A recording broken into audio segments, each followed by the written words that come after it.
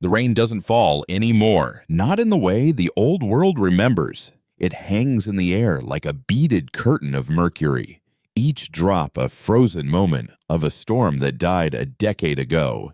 If you move too fast, the drops will slice you, not with water, but with time itself, leaving behind thin red lines on your skin that ache with the memory of a past that wasn't yours. We call it ghost rain. It's the least of our worries in the unraveled lands. My name is KL, and I see the seams of the world coming apart. It's not a gift. The doctors in Bastion, the last real city, call it chronic reality displacement, a fancy term for watching your own sanity fray thread by thread. Out here, the scavengers just call it the sight. I was born with a mild case, a sensitivity to the Weaver's frequency, but years of breathing this warped air has made it sharper, more dangerous. I can see the threads they leave behind, the shimmering, iridescent filaments of altered physics that snake through the ruins of our civilization. Most people just see a shimmer in the air and know to walk away. I see the intricate lattice of a new, cancerous reality being woven over our own. I see the way a street corner in what was once Denver now loops back on itself every 13 seconds, a perfect temporal snare for the unwary. I see the gravitational tide pools where a man can be crushed to paste by the weight of his own shadow. I see the echoes of people, translucent and silent, walking through walls, reliving their final terrified moments before the Weavers repurpose their atoms. Today, I'm hunting for salvage in the skeleton of the old Comtech Tower, a steel and glass tomb that leans against the sky at an impossible angle, held up by nothing but a knot of solidified chronology. The air inside is thick with the scent of ozone and dust, and the silence is a living thing, broken only by the whisper of quantum decay. My sight is a headache today. A low thrum behind my eyes that makes the Weaver threads pulse in sickening shades of violet and green. They're thick in here, wrapped around collapsed support beams and hanging like spider webs from the ceiling. A normal scavenger crew wouldn't last 10 minutes. They'd walk into a pocket of accelerated entropy and aged dust before they could scream, or step into a spatial fold and find themselves smeared across 3 different floors.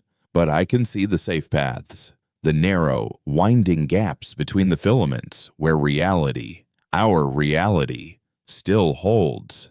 I move slow, my rifle held low, every sense on fire. My gear is standard for the deep wastes, a rebreather to filter out the worst of the phase particulates, a kinetic harness to absorb minor gravity fluxes, and a worn leather coat lined with thin lead plates. It doesn't do much, but sometimes the illusion of safety is all you have. On the 42nd floor, I find what I came for, a server bank, mostly fused into a single mass of melted plastic and silicon. But one rack has been shielded by a fallen concrete slab. I pry it open with a crowbar, the screech of metal unnervingly loud in the dead building. Inside, nestled in yellowed foam, are 3 intact processing cores, pre-Weaver tech, solid state, no quantum entanglement, which means they're stable. They won't dissolve in my hands or decide to exist in 4 dimensions at once. They're worth a fortune in Bastion, enough for a month's worth of filtered water, protein paste, and maybe a bottle of the real, pre-war whiskey Valerius keeps under his desk. As I'm carefully packing the cores into my satchel, a thread of Weaver energy near the window flares, shifting from a dull purple to a blinding white. The sight screams a warning behind my eyes. I don't hesitate. I drop to the floor, crawling behind the server rack just as reality outside the window dissolves. The ghost rain evaporates. The skeletal remains of the city across the street warp, buildings stretching like taffy before snapping into a shower of crystalline dust. A low hum vibrates through my bones, a sound that is also a color and a feeling of profound loss. It's the sound of a Weaver passing by, Not a physical creature, not in any way we can understand, but a wave of pure, directed change. It's harvesting, erasing the old world to make room for its own. The hum fades, and the world outside the window knits itself back together. But it's different now. The street is gone, replaced by a field of pulsing, fleshy-looking flora that glows with a soft blue light. The ruins across the way have been replaced by a single, perfectly smooth spire of black material that drinks the light from the sky. The speed of their work never ceases to terrify me. They unmake a city block in less than a minute. I stay hidden for a long time, listening to the frantic beat of my own heart, waiting for the threads to dim back to their usual passive state. The sight feels like a raw nerve, and I can taste copper in my mouth, a sure sign of a bad exposure. I have to get back. The journey back to Bastion is a blur of calculated risks. I navigate through the shimmering unreality, my hand often tracing the path in the air before I take a step, feeling for the cold tingle of a weaver thread. I pass a herd of chrome-skinned deer drinking from a puddle that reflects a sky with two moons. I see a flock of birds, their wings beating in reverse, flying backward into the past. This is the world the weavers are building, a chaotic, illogical masterpiece of alien design. Our world is just the canvas. Bastion rises from the blasted plains like a fist punching through a shroud. It's an old hydroelectric dam retrofitted into a fortress. Its thick concrete walls are scarred and pitted, but they're wrapped in a shimmering bubble of stabilized reality generated by the anchors. Inside that bubble, rain falls down. Gravity is a constant, and yesterday remains yesterday. It's the last sane place on Earth. The gate guards recognize me, their faces grim behind the visors of their powered armor. One of them, a young kid named Reese, runs a degausser over me, a whining device that neutralizes any lingering phase energy. Cut it close this time. Stitcher, he says, his voice tinny over the comm. We saw the harvest wave from the ramparts. Thought you were atom paste for sure. I just nod, too tired to speak, and push past him into the city. Bastion is a city of steel and shadows, built into the cavernous interior of the dam. Walkways and makeshift habitats cling to the concrete walls like barnacles, lit by strings of bare bulbs and the glow of hydroponic farms. The air smells of recycled oxygen, damp earth, and sweat. It's the smell of humanity, and it's the sweetest thing I know. People give me a wide berth as I walk the main causeway. They see the dust of the wastes on my coat and the exhaustion in my eyes, but they also see the faint, almost invisible shimmer around my skin, the telltale sign of someone who walks too close to the weavers. They call me Stitcher, not as a name, but as a label, a warning. I'm useful, but I'm not one of them. Not anymore. I deliver the cores to Alara, Bastion's chief engineer. She's a woman made of sharp angles and sharper intellect, with gray streaks in her black hair that she earned long before the weavers came. Her workshop is a controlled chaos of wires, schematics, and the hum of overworked machinery. She doesn't greet me, just snatches the satchel and places the cores on a diagnostic tray, her eyes scanning the readouts. These are clean, she says, a rare hint of approval in her voice. No quantum decay. You're getting better at this. I lean against the door frame, the adrenaline of the run finally draining away, leaving a bone-deep weariness. Or luckier, they're active out there. Alara harvested the whole damn financial district while I was inside Comtech. She looks up from her console, her expression unreadable. We know. We've been tracking the waves. They're getting closer, more frequent. The field is weakening. Her words hang in the air, heavier than any physical weight. The field. The anchor field. It's the only thing keeping Bastion from being unraveled like everything else. I follow her gaze to the heart of the workshop, to the massive humming device that takes up a third of the space. The primary anchor.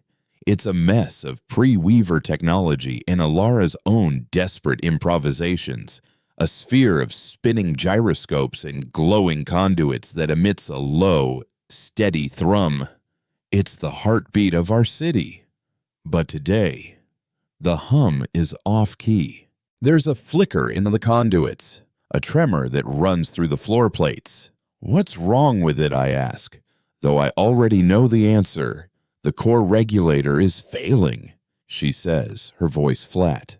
I've patched it, bypassed it, and prayed over it, but the cascade failure has begun.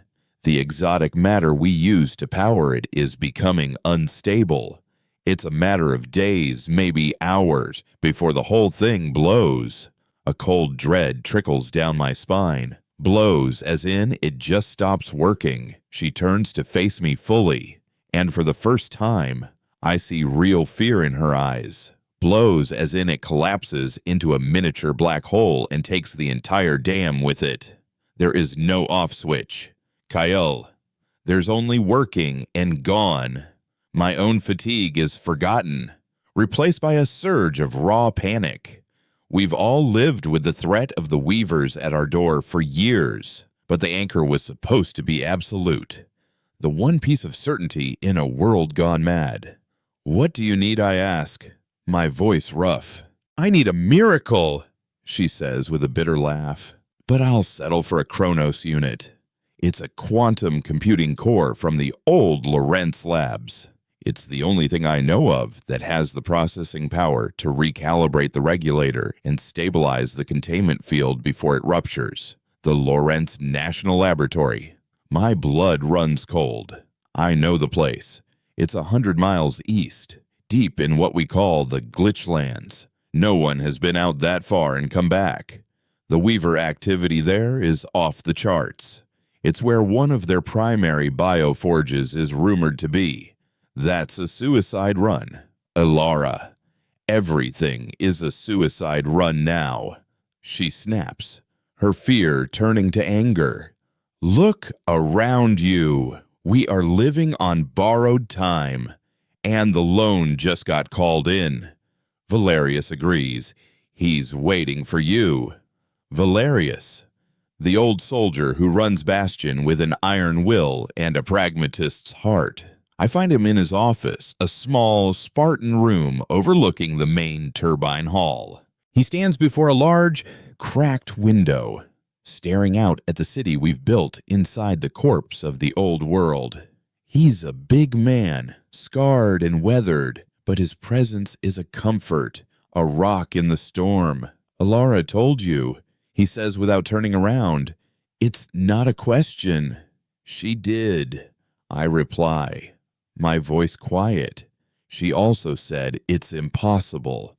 He finally turns, his eyes meeting mine. They're tired eyes, but they hold a fire that has never gone out. Impossible is a luxury we can no longer afford. You're the only one who can navigate the Glitchlands. Kyle, the only one whose sight is strong enough to get a team through the chaos fields out there. I know what I'm asking, but look out there. He gestures to the city below, to the families huddled in their small homes, to the children playing in the hydroponic gardens, their laughter echoing in the vast, concrete hall. Everything we have, everyone we are, is in this dam. We don't have the option of failure. The weight of his words settles on me. He's not ordering me. He's not threatening me. He's trusting me. Me, the Stitcher, the outcast, the man who is slowly being unmade by the very thing that makes him useful. The irony is a bitter pill. For years, I've been a pariah, a necessary evil they keep at arm's length. Now, I'm their only hope. Who's on the team, I ask. The question a surrender. Sergeant Jax and his squad. Valerius answers, the best I've got. They know the risks. They'll follow your lead. But their orders are clear, the mission comes first. If you start to fray, if the site takes you, they are authorized to proceed without you. I nod slowly. I understand the cold calculus. A bullet is a cleaner end than becoming a living ghost, a conscious echo trapped between realities. When do we leave? An hour, he says, turning back to the window. Get your gear. And Kale, he adds, his voice softer. Bring my people home. I leave his office and head for the armory. The dissonant hum of the failing anchor, a constant, terrifying drumbeat against my ribs. Jax and his team are waiting for me. 3 soldiers encased in heavy assault armor, their faces hidden behind reflective visors. They are solid, predictable, rooted in a reality I am becoming a stranger to. Jax, their leader, steps forward. He's shorter than me, but built like a brick wall. He says nothing, just watches me with an unnerving stillness. There's no trust in his posture, only duty. I feel like a leashed dog, a dangerous tool being pointed at an even greater danger. As I gear up, checking the charge on my rifle and slipping extra filters into my pack, Alara finds me. She presses a small, metallic syringe into my hand. It's filled with a viscous black fluid. What is this, I ask? A neural stabilizer, she explains. Her voice low so Jax's team can't hear. It's experimental. It should dampen the effects of the Weaver fields. Keep the sight from overwhelming you. But it's a gamble. It could clear your head, or it could trigger a grand mal seizure. Use it only if you have no other choice. When you feel yourself slipping for good, I stare at the syringe, at the dark promise it holds. A chance to hold on to myself for a little longer, balanced against the risk of instant oblivion. It feels like a perfect metaphor for my entire existence. I pocket the syringe and nod to Jax. It's time. We walk to the main gate, our heavy boots echoing in the sudden silence that has fallen over the causeway. Everyone has heard. Everyone is watching.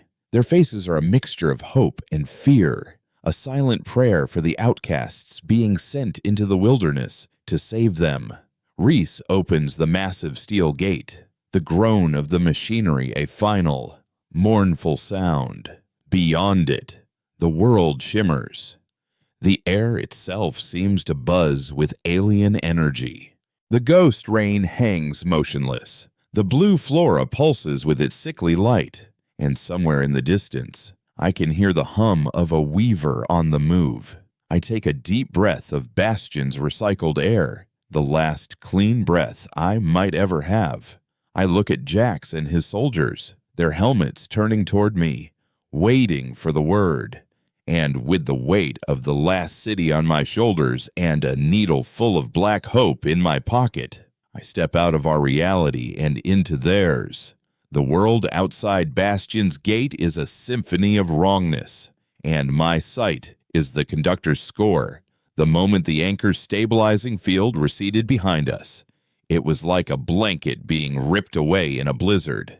The low, ambient hum of the Weaver's work surged from a background whisper to a roar that filled my skull. To Jax and his men, the air just got colder, the light a little stranger. To me, the world exploded into a chaotic sea of raw data. The Weaver threads, once faint and passive, were now vibrant, pulsing arteries of iridescent energy, coiling around the petrified husks of pre-war buildings and sinking deep into the cracked earth.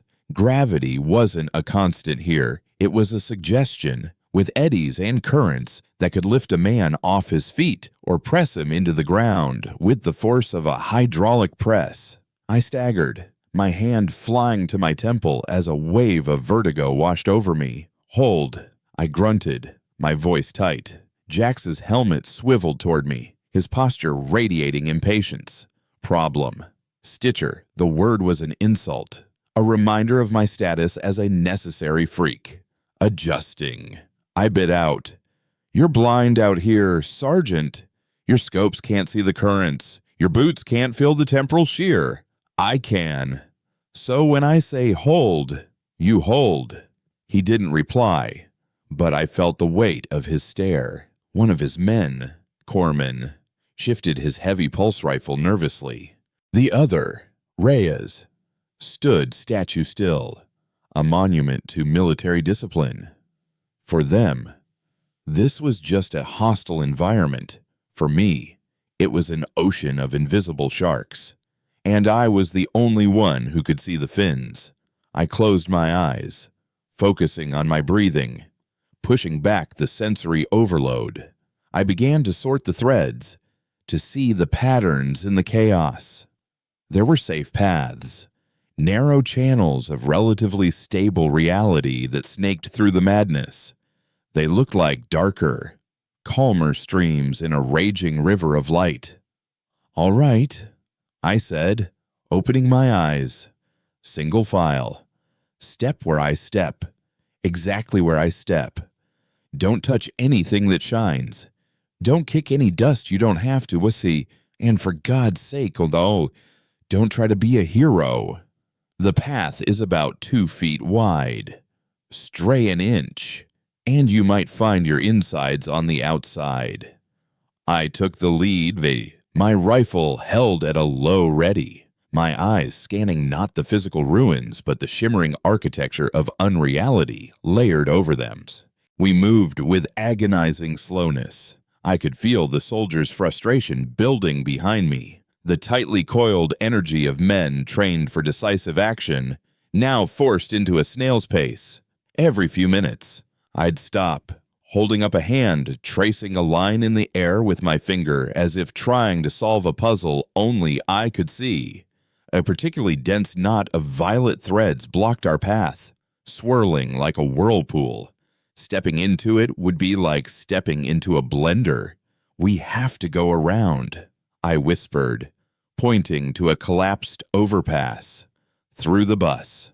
The bus was an old city transit model, half crushed under the concrete, its metal skin rusted to a deep, angry red. But the threads flowed around it, leaving a small pocket of calm in its decaying interior. Jax grunted his ascent, and I led the way, climbing over a pile of rubble and through a shattered window. The inside of the bus was an eerie tableau. Dust motes danced in the slivers of light piercing the roof. The seats were filled with the faint, shimmering outlines of people, ghosts of data, the last echoes of the passengers who were on this bus when the world ended. They were translucent, their faces locked in expressions of mild boredom or quiet conversation, oblivious to their own non-existence. "What is this?" Reyes murmured, his voice tight with awe and revulsion. "Don't look at them," I warned. "They're just echoes. But if you focus on them, sometimes the threads notice you. Just keep moving." We shuffled down the narrow aisle, the spectral figures flickering as we passed through them. It was like walking through a graveyard of moments. As I reached the front of the bus, a new sensation prickled at the edge of my sight. Sound. But it wasn't sound waves traveling through the air.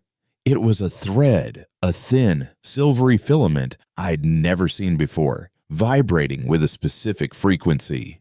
It was wrapped around the driver's seat. On the seat sat a more substantial echo, a woman in a driver's uniform, her hands gripping a phantom steering wheel. As we drew closer, the thread pulsed, and a sound filled our helmets, bypassing the external mics. It was the soft, desperate sobbing of a woman. Jax and his men flinched, their rifles coming up. "What the hell was that?" Jax demanded. "It's a memory thread," I explained, my heart pounding. "The Weaver's technology, it's not just physical. It records things, strong emotions. This is her last moment, looped for eternity." The sobbing intensified, joined by the faint, tinny sound of a child's voice calling, "Mommy," from a radio that no longer existed. It was a gut-wrenching sound, a fragment of personal apocalypse preserved forever. Reyes let out a choked sound and took an involuntary step back, his boot scuffing the floor. It was a small mistake, but it was enough. The silvery thread flared. The sobbing cut off, replaced by a single piercing shriek of pure terror that hammered at our skulls.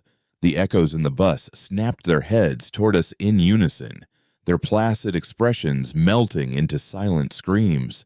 The air grew thick, heavy. "Move!" Now I yelled, shoving my way out the shattered windshield.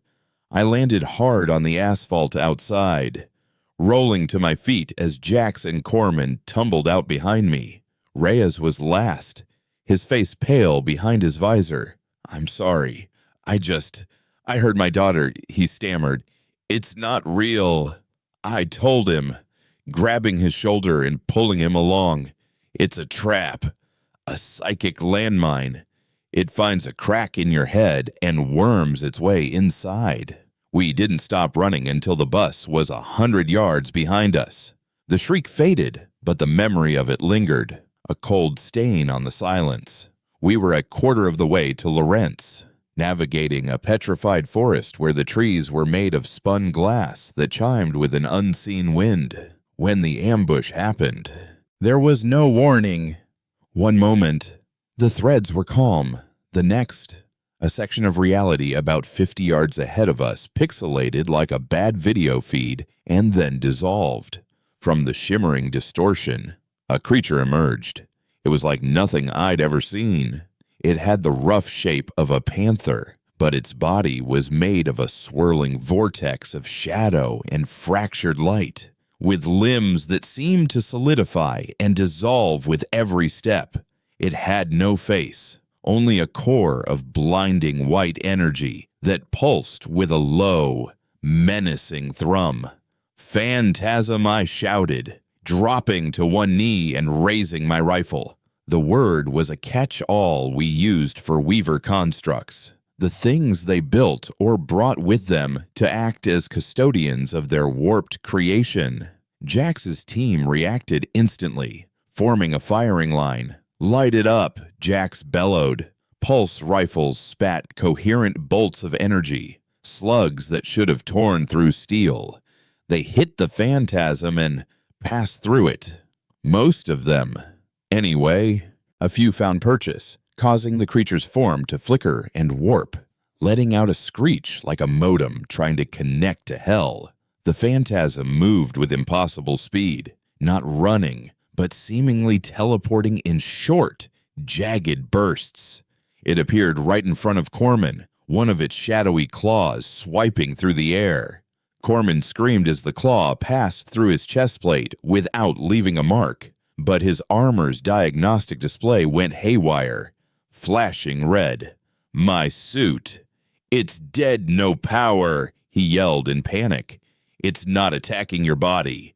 It's attacking the laws of physics that govern your gear," I yelled. "It's an entropy field, Jax. Conventional arms are useless." I was using the sight, trying to find a weak point, a place where the creature was fully anchored to our reality. Its form was a chaotic storm, but at its core, that blinding white light, there was a pattern, a complex rhythmic pulse. It had a frequency. "It has a heart," I screamed over the comm. "It's not in phase with us. You have to match your fire to its pulse." On my mark, I closed my eyes, focusing entirely on the sight, on the rhythmic beat of that alien heart. It felt like trying to catch a hummingbird with tweezers. The phantasm was charging Reyes now, its form coalescing for another attack. Now I yelled, firing my own rifle. My shot was wild, but it wasn't about hitting it. It was about giving them the timing. Jax and Reyes, to their credit, fired a split second after me, Their combined volley of 3 pulse rounds struck the phantasm at the exact moment its core pulsed brightest. The effect was instantaneous. The creature shrieked, a sound that cracked the glass trees around us. Its form destabilized, the vortex of shadow and light unraveling like a ball of yarn. For a single, beautiful second, it became solid, a creature of obsidian bone and frozen light. Then it imploded, vanishing without a sound, leaving behind only a patch of scorched earth and a lingering scent of burnt sugar and static. We stood in the aftermath, breathing heavily. Corman was frantically trying to reboot his suit, which was completely inert. Reyes was on the ground, clutching his left arm, his face contorted in pain. "What's wrong?" Jax asked, rushing to his side. "My arm," Reyes grunted, pulling off his gauntlet. We all stared in horror. The skin on his hand and forearm was wrinkled and liver-spotted, the hand of an old man. The temporal energy of the phantasm's final collapse had caught him in a localized burst. "Elara can fix this, right?" Corman asked, his voice shaking. I shook my head slowly. "No one fixes this. The damage is done. Time is a one-way street, even for them." Jax looked from Reyes's withered hand to me, and for the first time, I saw something other than suspicion in his eyes. It was a sliver of understanding. The battlefield he knew had rules, however brutal. This place had none. He finally understood that I wasn't just their guide. I was their only interpreter in a land where the language was madness. After stripping Corman's useless armor for its spare parts and getting Reyes a sling for his now frail arm, we pressed on. The mood was grim, the reality of our mission settling in like a shroud. We were fragile, our technology was fallible, and our enemy was reality itself. It took another 6 hours of tense, silent hiking before we reached the ridge. From there, we saw it. The Glitchlands. The landscape below was a nightmare canvas. The ground was a shifting mosaic of different terrains. Patches of desert bled into lush jungle, which abutted fields of crystalline structures, all shifting and blending at the edges. Rivers of what looked like liquid light flowed uphill, and the sky was a bruised purple, fractured by visible cracks from which seeped a pale green luminescence. And in the center of it all, maybe 10 miles distant, was the Lorentz facility, a collection of squat, concrete buildings that looked remarkably, terrifyingly intact. But between us and the facility was the source of all this chaos, the Bioforge. It was a structure so vast it defied perspective, a mountain of pulsating, organic-looking tissue and crystalline scaffolding that reached high into the fractured sky. Veins of brilliant blue energy pulsed across its surface, and at its peak, a beam of pure information seemed to be spewing into the heavens, tearing the sky asunder. It was alive, and it was growing, terraforming the very fabric of space-time around it. As I stared at it, the sight, which had been a dull throb, escalated into a blinding migraine. The threads emanating from the Bioforge were not like the others. They were thick as cables, aggressive, and they sang a siren song of perfect, unadared madness that promised to unravel my mind and remake it into something new, something that understood. My vision swam. The ridge under my feet felt like it was dissolving into sand. The voices of Jax and his men became distant echoes. The pain was absolute, a white-hot spike being driven through my consciousness. I saw flashes, galaxies being born, stars dying. The intricate geometry of creation laid bare before me. It was too much. The universe was screaming in my ear, and I was forgetting how to be human. I collapsed to my knees, my hands clawing at my helmet. I could feel the threads reaching for me, trying to pull me in, to stitch me into their grand, horrific design, through a haze of agony. I remembered Alara's words, her last-ditch gift. My hand trembled as I reached into my coat pocket, my fingers closing around the cold, smooth metal of the syringe. The black fluid within seemed to swirl with a life of its own, a tiny vial of night promising either salvation or a final, silent end. This was it, the moment she'd warned me about, the choice between falling apart and taking a blind leap into the unknown.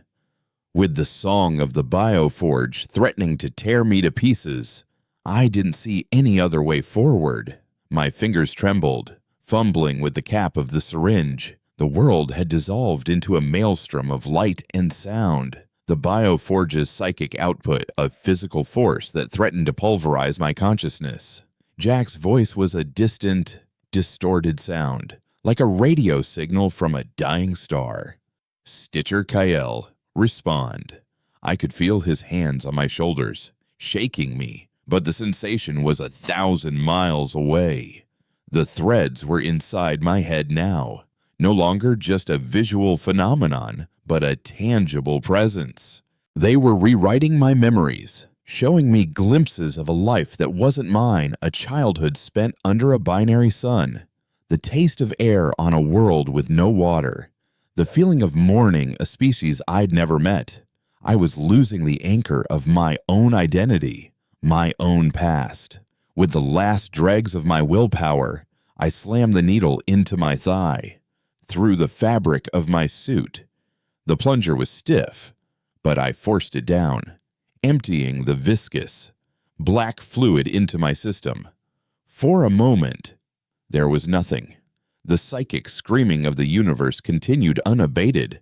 I thought, with a detached sense of irony, that Alara's gamble had failed. Then, the world went silent. It wasn't a gentle fading, but an instantaneous, brutal cut, as if someone had severed the master cable of reality. The blinding light of the weaver threads vanished. The migraine disappeared. The voices, the visions, the crushing weight of alien thought all gone. I was left in a void, a perfect, featureless blackness. I had no body, no senses, just a single point of awareness floating in an infinite, silent abyss. Panic, cold and sharp, tried to rise, but there was no adrenaline to fuel it, no heart to race. I was just me, a ghost in a dead machine. Slowly, agonizingly, sensation returned, but it was different. It was as if my entire nervous system was being rebooted, rewired from the ground up. First came a low hum, not in my ears, but in my bones. Then, a grid of faint, blue light appeared in the darkness, stretching to infinity. My vision came back online, but it was no longer my own. I wasn't just seeing the world, I was processing it. Data streams scrolled through my peripheral vision. I saw the electromagnetic spectrum, the subtle fluctuations in the local gravitational field, the heat signatures of Jax and his men standing over me. The sight was gone, but in its place was something else, something colder, more analytical. The weaver threads were still there, but they no longer looked like threads. They were lines of code, complex algorithms of physical law scrolling through the air. I could see the source, the syntax, the intention behind them. The Bioforge wasn't just a terraformer, it was a compiler, running a new operating system on the hardware of our universe. The black fluid wasn't a dampener, it was a translator. It hadn't shut the site down, it had given it a grammar. I sat up, my movements feeling unnaturally precise. Jax took a step back, his hand on his sidearm. KL, I looked at him, and for the first time, I could see the faint bioelectric field that enveloped his body, the rhythm of his heart displayed as a calm, steady waveform. I'm operational, I said, and the word choice felt both alien and perfectly natural. I stood up, my balance perfect, the weariness in my muscles completely gone. The pain from Reyes's withered arm pulsed as a red blip on my new sensory input, a localized spike in cellular decay. I looked at the glitchlands, and the chaos now had a clear and terrifying logic. I could see the seams where different patches of reality had been crudely stitched together. The error messages that manifested as physical anomalies, the rivers of light were coolant leaks from the forge. The glass trees were the result of a misapplied silicon crystallization script. "What happened to you?" Reyes asked, his voice laced with fear. "Your eyes." I raised a hand to my face. I couldn't see a reflection, but I knew what he meant. The world didn't look the same, so my eyes couldn't be the same. The stabilizer worked. I said simply, "I can see a path, a clean one. The forge is running a diagnostic cycle. Most of its defense subroutines are offline. It's our chance." Without waiting for a response, I started moving down the ridge, my pace fast and confident. I no longer had to feel for the safe path. I could see it laid out before me like a highway, a channel of baseline physics that cut straight through the glitched terrain. Jax and his team exchanged a look, a silent, tense conversation. Before scrambling to follow, we moved at a run, covering ground that would have taken us hours in a matter of minutes. I navigated the shifting landscape with an eerie grace, sidestepping pockets of temporal distortion and leaping over fissures that opened into what looked like pure, swirling static. The soldiers followed, their heavy boots pounding the strange ground, their trust in me born not of faith, but of the sheer, undeniable effectiveness of my new abilities. The closer we got to Lawrence, the stranger the constructs became. We passed through a field of what looked like enormous, metallic flowers that bloomed and wilted in the span of a single second, their life cycles running on a compressed timeline. We saw herds of creatures that were geometric impossibilities, cubes and spheres that moved with a fluid, animal grace. They were beta tests, rough drafts of the new ecosystem the Weavers intended to install. They ignored us, their programming not yet including human as a variable. Lawrence itself was surrounded by a perimeter of silent, black spires that hummed with a low and resonant energy. My new sight identified them as broadcast nodes, transmitting the forge's reality-altering code. The facility buildings, however, were untouched, sitting in a bubble of eerie calm. Why didn't they just erase this place? Corman wondered aloud, his suit now powered by a spare battery pack we'd cannibalized from his gear. "Because it's not a target," I answered, my eyes tracing the lines of code flowing from the nodes. "It's a component.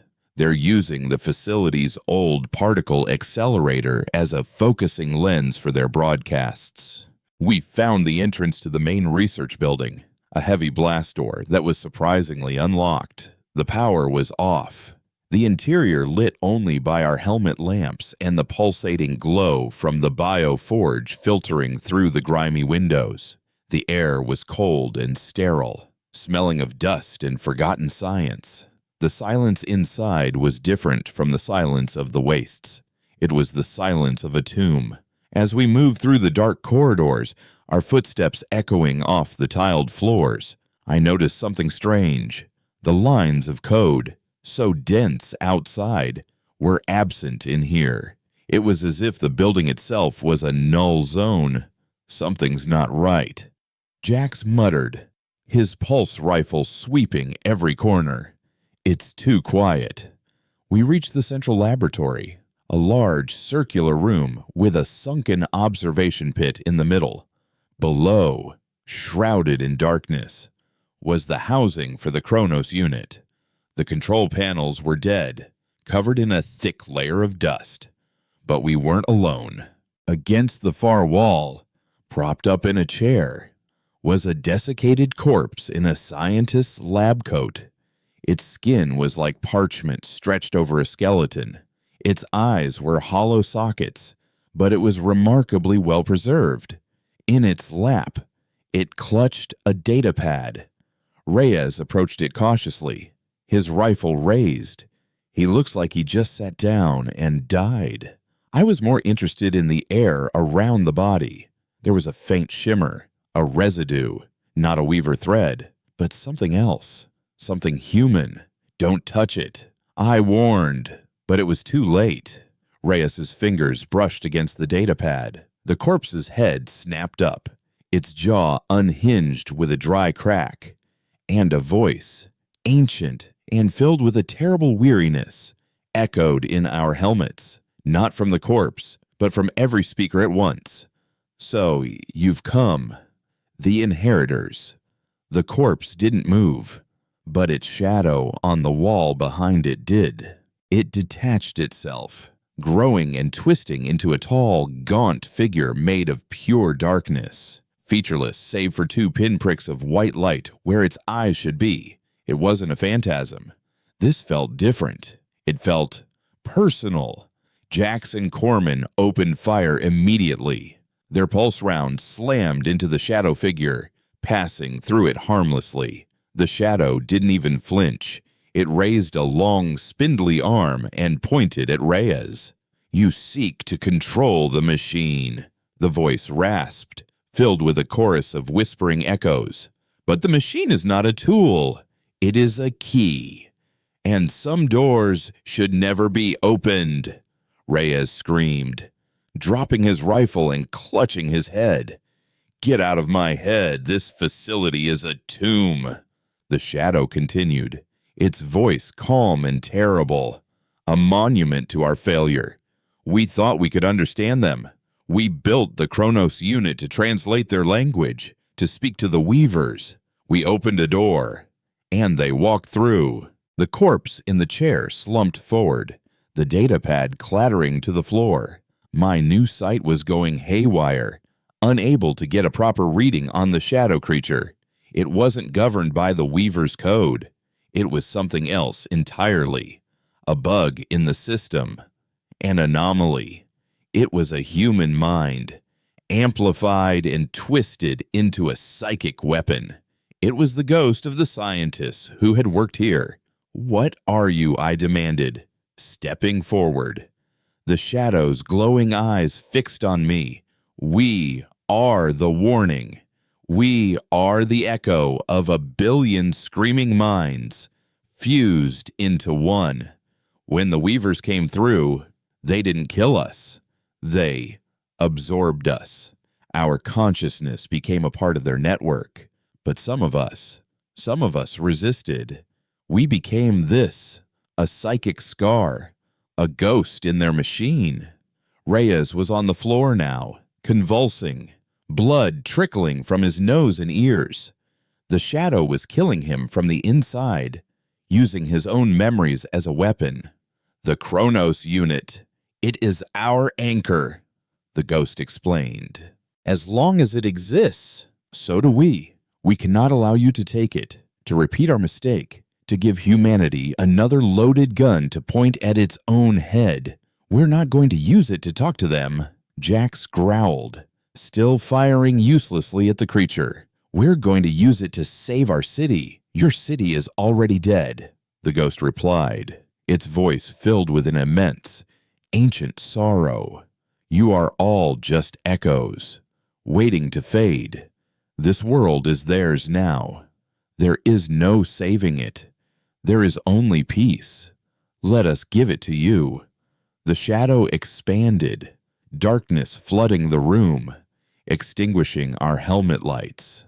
The cold it radiated was not physical, it was the cold of absolute despair, a spiritual void that leached away all hope, all will to fight. I could feel it pressing in on me, whispering of the futility of it all. It was showing me Bastion, not as a fortress, but as a cage. It showed me Valerius, old and tired, sending us to our deaths for a cause that was already lost. It showed me Alara, her genius just one more grain of sand against an unstoppable tide. It was a potent poison. I saw Corman lower his rifle, his shoulders slumping in defeat. I saw Jack stagger, his bravado crumbling. But the black fluid in my veins didn't just give me a new way of seeing. It gave me a new way of thinking.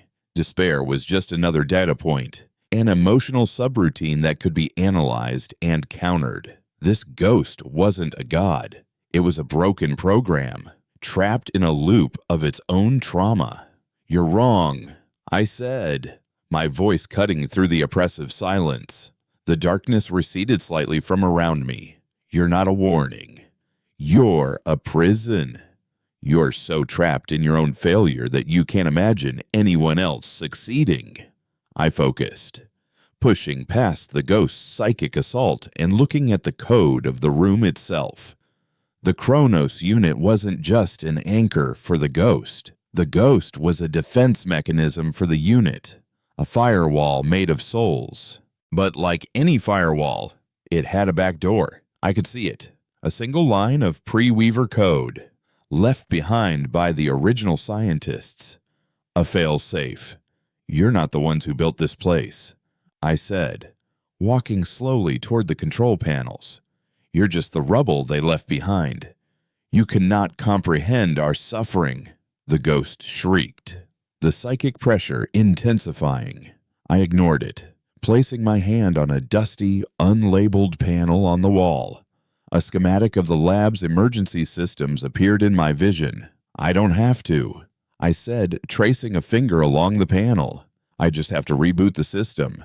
I found the command line I was looking for: emergency system purge. With a thought, I activated it. A series of loud clunks echoed through the lab as magnetic locks engaged. A blindingly bright blue light erupted from a series of emitters in the ceiling, flooding the room. It wasn't ordinary light. My vision identified it as a high-frequency UV-based data scour. It was designed to wipe compromised hard drives and organic computers from a safe distance. The ghost screamed, a sound of 1,000 voices crying out in agony as the light tore through it. Its shadowy form flickered and dissolved like smoke in a hurricane. "Thank you," the voice whispered, no longer a chorus of hate, but a single, tired whisper. Then it was gone. The lights died, plunging us back into the dimness. Reyes lay still on the floor. Corman rushed to his side, checking his pulse. "He's alive. Barely." Jack stared at the spot where the shadow had been, then looked at me, his face a mixture of awe and terror behind his visor. What did you do?" "I deleted it," I said, turning my attention to the now accessible console that controlled the Kronos housing. The mission was back on, but as the heavy clamps around the unit began to retract, a new alert flashed in my vision, originating from outside. It was a Weaver signal, powerful and direct. The Bioforge had finished its diagnostic cycle. It knew we were here, and its defenses were coming back online. A klaxon, shrill and insistent, blared to life, echoing through the dead facility. Red emergency lights strobed, painting the lab in rhythmic flashes of crimson and shadow.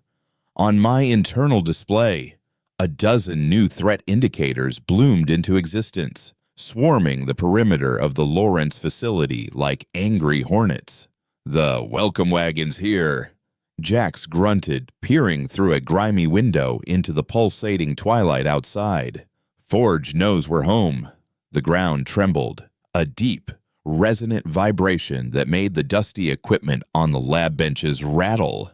The Bioforge was reacting, its immense, alien intelligence now fully focused on the flea-sized intrusion in its sanctum. "The Kronos unit is almost free," I stated, my attention fixed on the heavy cryo-containment unit rising from the pit. "We have maybe 5 minutes before the first wave of constructs breaches the building." Jax nodded, his military composure snapping back into place. Corpsman, get Reyes to the south corridor. Find a defensible choke point. Radio silence from now on. We don't want them triangulating our position with our own signals. Corpsman, his face a grim mask, hefted the unconscious Reyes over his shoulder and disappeared into the strobing darkness of the hallway. Jax turned back to me. 5 minutes. Can you get that thing packed and ready to move in time? I looked at the Kronos unit. It was larger than I'd expected. A 3-foot wide sphere of interlocking silver rings and pulsating blue conduits, all housed within a heavy hexagonal transport case. It was easily a 2-man carry. I can't carry it and navigate at the same time, I said. My new perception, as powerful as it was, required concentration. Fighting and guiding simultaneously was a recipe for disaster. You won't have to, he replied, unslinging his pulse rifle and planting his feet. You're the pilot. I'm the gun. Get it ready. I'll buy you the time. The first impact struck the building's exterior like a wrecking ball, shaking the entire structure and sending a shower of concrete dust from the ceiling. A high-pitched screeching sound followed, the sound of reinforced metal being torn apart. They were coming through the walls. With a final groan of machinery, the Kronos unit locked into its transport frame. Heavy mag clamps engaged with a solid thud. It's ready! I yelled over the din. I grabbed one side of the heavy frame, and Jax grabbed the other. Which way? He asked, his knuckles white around the handle. My vision was a chaotic map of intersecting lines of code and hostile signatures. The main entrance was swarming, but there was a weakness, a service tunnel that ran beneath the facility, connecting to a drainage outlet 2 clicks away. The Weaver's code hadn't fully permeated the subterranean levels. It was our only chance. Sub-level 3, maintenance access, I directed, and we began to move, lugging the heavy container between us. The hallways were a nightmare. Sections of the ceiling had collapsed, and strange, crystalline growths, like malignant fungi, sprouted from the walls, pulsing with the Bioforge's sickly light. We could hear the phantasms now, not just outside, but inside. Their chittering, glitch-like sounds echoing from the floors above. We found the stairwell and began our descent, the Kronos unit bumping awkwardly against the narrow walls. Every clang of metal on concrete felt like a beacon announcing our position. Halfway down to the second sublevel, a section of the wall beside us exploded inward. A new type of construct scrambled through the breach. It was insectoid, a car-sized horror of black chitin and razor-sharp limbs, with a single, glowing red optic that swiveled to fix on us. Jax didn't hesitate. He let go of the Kronos unit, causing my side to dip dangerously, and opened fire. Go, get it to the tunnel. I'll hold it here, he roared, planting himself in the narrow stairwell, a one-man firing squad against a monster from another reality. I couldn't argue. He was right. Lugging the unit by myself was a brutal, muscle-screaming effort. I dragged it down the last flight of stairs, its metal feet screeching in protest. The sound of pulse rifle fire and alien shrieks echoed from above, a furious, desperate symphony. Then, there was a deafening roar, the sound of the stairwell collapsing, and then silence. I didn't let myself think about it. I couldn't. I found the maintenance door. Its simple lock, no match for a swift kick. The tunnel beyond was dark, damp, and blessedly free of Weaver code. I activated my helmet light and pushed onward. The only sound now my own ragged breathing and the grating scrape of the Kronos unit. The tunnel felt like it stretched for an eternity. My muscles burned, My lungs ached, and the silence was somehow more terrifying than the noise had been. Every drip of water, every rustle of unseen debris sent a jolt of adrenaline through me. I was alone, deep under enemy territory, carrying the last hope of a dying city. As I neared what my internal map said was the exit, a new sensation registered on my enhanced senses. A single, powerful signal coming from ahead. It wasn't a construct.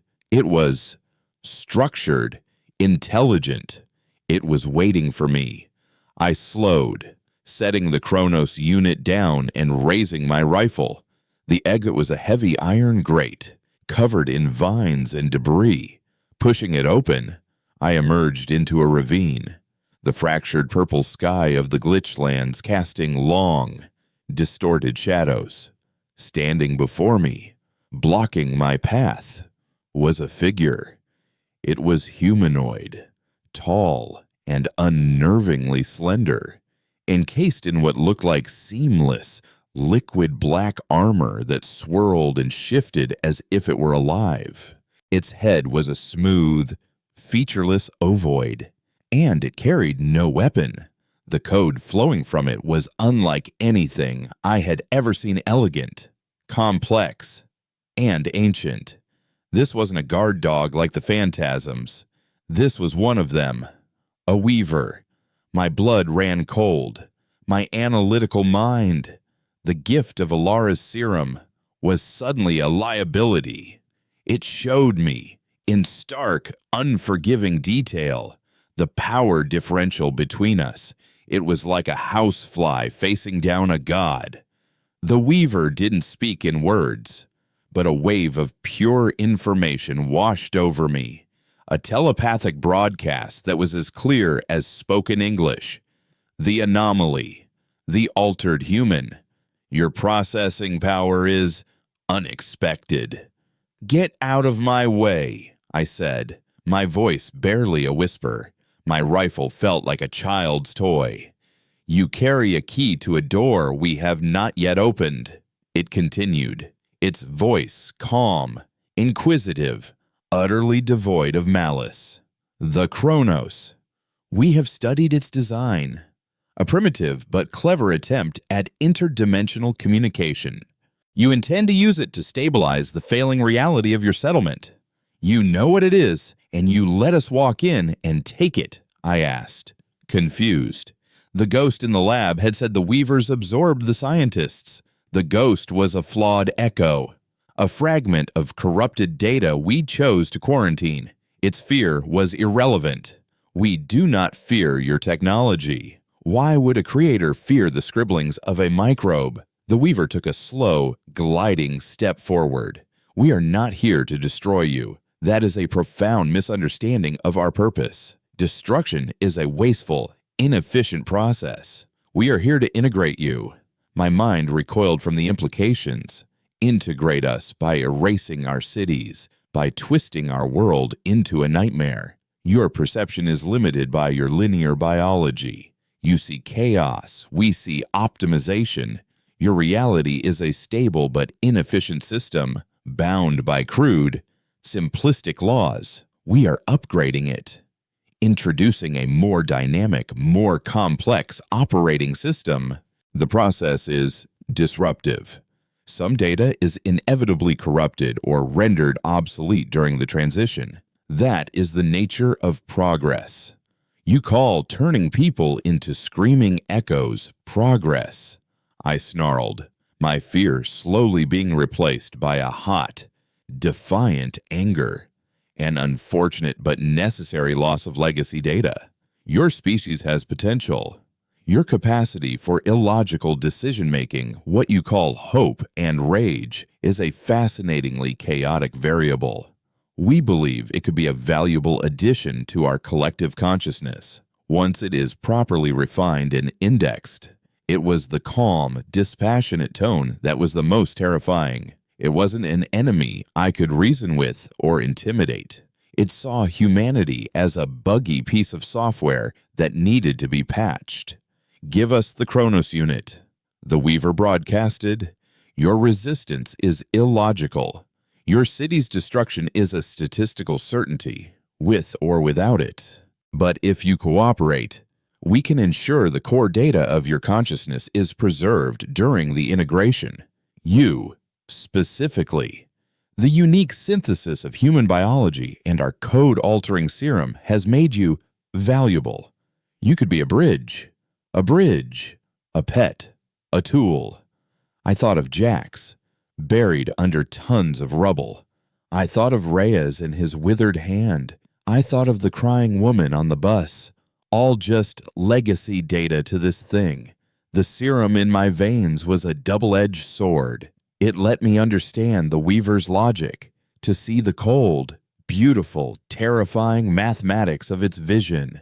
And a part of my new mind, the cold, analytical part, recognized the truth in its words. We were outmatched. Resistance was, from a purely logical standpoint, futile. But there was another part of me, the human part, the part that remembered the taste of whiskey, the feeling of rain on skin sheets, the sound of laughter in Bastion's halls, the illogical, chaotic, beautifully stubborn part. And it was furious. "I'll see you in hell first," I growled. Regrettable. The Weaver sent, and then it moved. It didn't move fast in a physical sense. It simply edited its position. One moment it was 20 feet away. The next, it was directly in front of me, its hand outstretched. I fired my rifle on instinct. The pulse bolt left the barrel and then simply stopped, frozen in mid-air a few inches from the Weaver's face. The Weaver tilted its head, examining the bolt. With a flick of its mental wrist, the bolt's trajectory was rewritten. It turned 180 degrees and shot back toward me. I threw myself to the side, the bolt searing the air where my head had been. I came up rolling, firing again and again. Each shot was caught, held, and then turned against me. It was like trying to shoot a tidal wave. I was hopelessly, completely outmatched. I abandoned my rifle and drew the heavy combat knife from my belt. A desperate, last-ditch effort. I lunged, not at the Weaver, but at the Kronos unit. If I couldn't get it home, I could at least destroy it. Illogical. The Weaver sent, as its hand closed around my wrist, stopping me cold. Its grip wasn't physically strong, but it felt like my arm had been locked in a magnetic vice. The code of my own body was being rewritten. My muscles refused to obey my commands. The black armor of its hand seemed to flow, to merge with my skin. A new kind of pain, cold and sharp, shot up my arm. I was being integrated. My vision flickered, my own data streams being overwritten by the Weaver's impossibly complex language. I saw the universe from its perspective, a boundless ocean of energy, waiting to be sculpted. I saw 1,000 other worlds, all upgraded like ours. I was losing myself, my consciousness dissolving into its oceanic mind. But as my identity frayed, as Kyle the Stitcher was being erased, the Weaver made a mistake. In its attempt to absorb my mind, it also absorbed my memories. It saw Bastion through my eyes. It felt the grim determination of Valerius. It felt the fierce intelligence of Alara. And it felt the raw, primal terror and rage of my encounter with the ghost. For a single, infinitesimal moment, the Weaver experienced a purely human, purely illogical emotion, the ghost's trauma. And in that moment, its concentration wavered. The iron grip on the laws of physics around us loosened. My pulse bolts, still hanging in the air, were suddenly released. My arm was my own again. The Weaver staggered back, its smooth head tilting in what I could only interpret as confusion. It had encountered an error. It couldn't process a secondhand emotion. It wasn't enough to hurt it, but it was an opening. I didn't hesitate.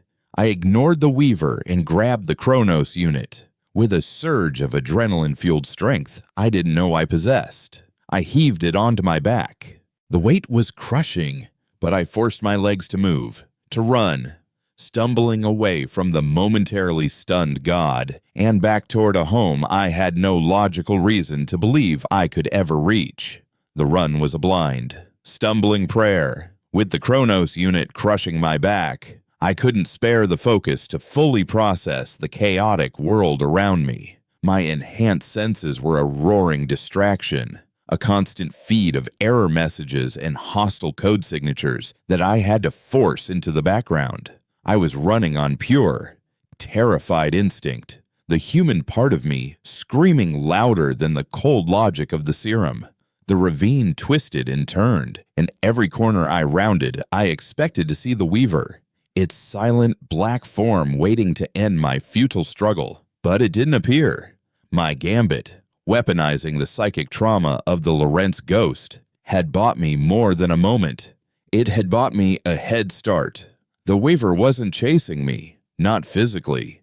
Instead, the world itself was trying to stop me. The ground beneath my feet turned to a thick, viscous mud that tried to suck the boots from my feet. The air grew heavy, like trying to breathe through wet wool. Geometric shapes, sharp and crystalline, materialized in my path, forcing me to swerve and dodge. The Bioforge was using every trick in its arsenal, every line of its reality-warping code, to impede me. It was like running through the nightmares of a mad god. I pushed on, my body a screaming chorus of pain. My back felt like it was breaking under the weight of the Kronos unit. My lungs burned. The only thing that kept me moving was the image of Bastion's failing anchor, the thought of Alara's desperate hope and Valerius's grim faith, and Jack's. The thought of his sacrifice in the stairwell was a hot coal in my gut, fueling a rage that defied exhaustion.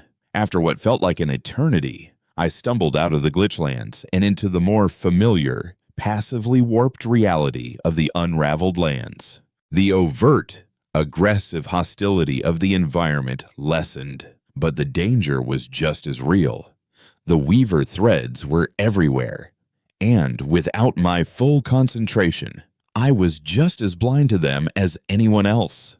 I blundered into a pocket of localized time dilation, and for a few terrifying seconds, my legs moved in slow motion while the world around me sped up, the sun streaking across the sky in a blur. I stumbled out of it, my heart hammering, with no idea how much time I had lost. I had to rest. Finding a hollowed-out husk of an armored personnel carrier, I crawled inside, dragging the Kronos unit with me. I collapsed, my body trembling with exhaustion. As my breathing steadied, I allowed my senses to refocus, to read the world around me again. And I saw it, a single, impossibly elegant thread of code, stretching from the direction of the Bioforge and ending on me, on the Kronos unit. It wasn't an attack, it was a tracking beacon. The Weaver wasn't chasing me because it didn't need to. It knew exactly where I was. Panic surged, hot and acidic. I was a homing pigeon, leading an extinction-level event right to Bastion's doorstep. My first thought was to destroy the unit, smash it, shoot it, whatever it took to break the connection. But then I thought of Bastion's flickering lights, the off-key hum of the failing anchor. Destroying it would doom them just as surely. There was no good option, only a choice between a quick death and a slow one. And that's when the serum, my strange and terrible gift, offered a third solution. The tracking signal wasn't just a signal, it was a program, a complex, beautifully written piece of software. And any software can be hacked. Sitting in the rusted-out shell of the APC, surrounded by the shimmering ghost rain, I went to work. I couldn't touch the code with my hands, but I could touch it with my mind. The serum had made me a living computer, a wetware interface to the Weaver's operating system. I focused on the thread, diving into its structure. It was like trying to defuse a bomb made of pure mathematics. The Weaver's code was light years beyond anything humanity had ever conceived. It was self-repairing, encrypted with fractal geometry, and defended by logic gates that threatened to trap my consciousness in infinite loops. It was a battle of wills, Jerez, fought in a silent space between realities. I pushed my mind to its absolute limits, the strain causing my nose to bleed, the dark fluid of the serum mingling with the red of my own blood. I felt the Weaver's distant, dispassionate intelligence notice my intrusion. The code fought back, trying to eject me, to overload my neural pathways, but I had an advantage it didn't. I had Jax's anger. I had Reyes's pain. I had the ghost's sorrow. I had the chaotic, illogical, desperate fury of a cornered animal, and I channeled all of it into my attack. I couldn't delete the Weaver's code, but I could corrupt it. I introduced a logical paradox, a snippet of pure, human irrationality, into its perfect system, the concept of a noble sacrifice. I recoded the tracker, not to sever the connection, but to redirect it. The journey back was a fugue state. I walked for hours, maybe days, my body on autopilot while my mind was locked in that silent war. I finally collapsed within sight of Bastion's scarred concrete walls, the Kronos unit rolling from my back and thudding onto the cracked earth. The gate guards found me, their armored forms like angels of salvation.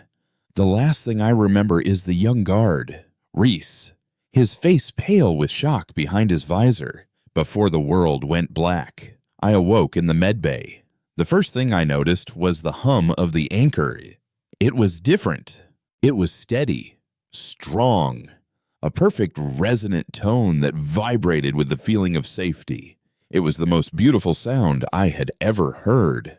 Alara was sitting by my bedside, her face etched with exhaustion, but her eyes held a light I'd never seen before. "You did it," she whispered, her voice thick with emotion. "Kael, you actually did it. The Kronos unit. It worked. It not only stabilized the core, it optimized it. The anchor field is stronger than it's ever been." "Jax," I croaked, my throat raw. Her smile faded. "He didn't make it. Neither did Corman or Reyes. You were the only one who came back." The weight of their sacrifice settled on me, a debt that could never be repaid. Valerius came in later. He stood at the foot of my bed, his old soldier's face unreadable. "The city is safe. You've given us a fighting chance. You're a hero, son." I just shook my head. A hero. The word felt hollow. A lie. I was a weapon, a freak, a man who was more machine than human, and my hands were stained with the ghosts of the men who had died to bring me home. But the story wasn't over. A week later, as I was learning to walk again, the alarms blared. Not the internal alarm of a failing system, but the external one, the one we hadn't heard in years. On the main view screen in Valerius's office, we watched it. A wave of reality distortion, larger than any we had ever tracked, was heading for Bastion. The bioforge was moving, sending a harvest wave directly toward us. It found us. Alara breathed, her face ashen. But I knew better. "No," I said, my voice steady. "It didn't find us. It's going where I told it to go." They turned to stare at me. I walked to the tactical map, a holographic display of the surrounding territory. I couldn't destroy the tracker, I explained, so I changed its target coordinates. I pointed to a spot on the map, a deep, jagged canyon 20 miles north of Bastion, a place we called the Scar. I sent it there. Valerius's eyes widened as he understood. You led it into a trap. It was the ultimate gamble, born of a desperate moment in a rusted-out metal shell. The Weaver had called me a bridge. It was right. I had become the bridge between their cold logic and our chaotic defiance. I knew how they thought now. I understood their code, and I knew their greatest weakness. They couldn't comprehend a lie. They couldn't understand why someone would sacrifice a queen to save a pawn. Bastion wasn't the target anymore. I was. I had corrupted their data, defied their logic. I had become a personal insult to a god. The final battle wouldn't be for the last city of humanity. It would be in the desolate, broken landscape of the unraveled lands. It would be a showdown between the Weaver and the Stitcher, between the architect of a new world and the ghost who refused to be erased from the old one. My name is Kael. I can see the seams of the world coming apart. And now, I'm learning how to weave them back together. The rain doesn't fall anymore, but for the first time in a long time, I can see the storm clouds gathering, and I am not afraid. I am the storm.